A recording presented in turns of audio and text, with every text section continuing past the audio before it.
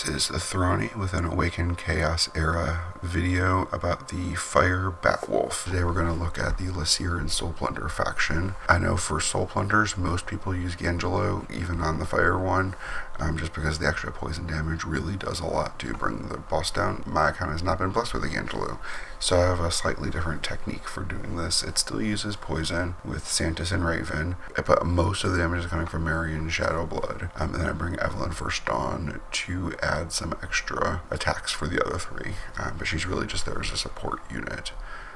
The Mary and Shadowblood's build is the same as my guild boss, and I'll show you the builds at the end of the video. But hers is just a lot of speed, primarily some tanky stats, and then she's an assassin for that extra damage.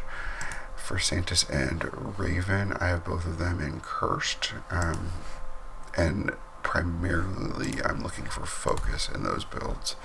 The Batwolf has a skill that for every negative effect that he has, he gains extra resistance, and so you'll see in just a minute, after we get a few stacks of poison, he's going to start resisting their poison stacks, even though they are both at over 200% focus.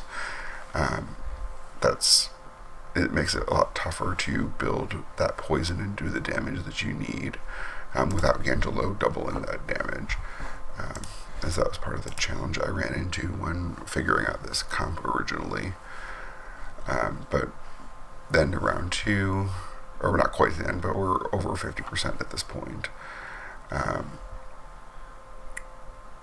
One of the challenges with this team is that we only have the one water hero, and so the rage management is a lot tougher than a lot of the other teams that I try to run. And so you really only have a few rounds to try to finish the boss before his rage meter is going to max out.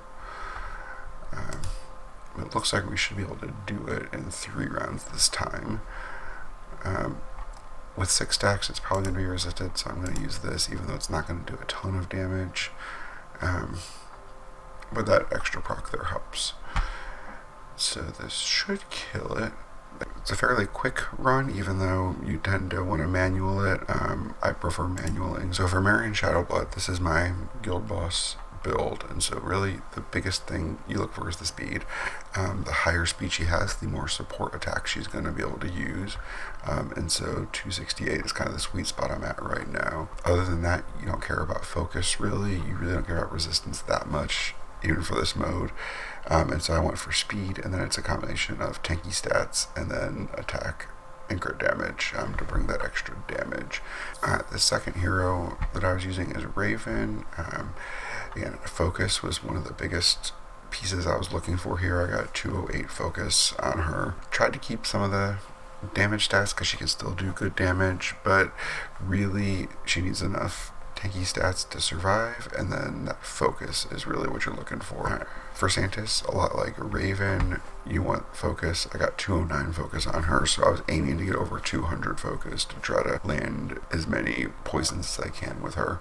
Other than that, I really wanted her to survive, so I aimed for 1700 health, enough defense that she's not going to fall over easily.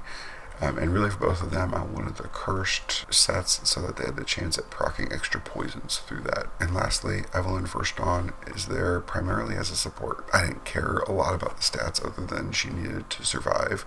She's actually not even as tanky as Santis was, but I got the revival set to give her some extra health each round. So I have your revival and warrior sets on her.